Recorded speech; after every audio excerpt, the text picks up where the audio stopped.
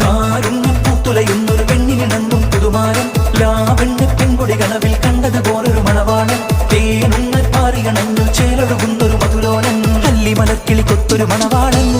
കൽവിൽ പുളക കുളിര് ചൊരിഞ്ഞ് അരികിലൊടുക്കും നിന്റെ കളിത്തോഴൻ അനുരാഗക്കഥ ചൊല്ലി രസിത്ത് മാനസം കവരും മാരൻ മോഹിച്ച് കിട്ടിയ തോഴൻ മനസകമേ മുഖത്ത് പേരുത്ത് നിലവുകൾ പൊരുത്ത് മഹർമാല എടുത്ത് മധുമതിയാ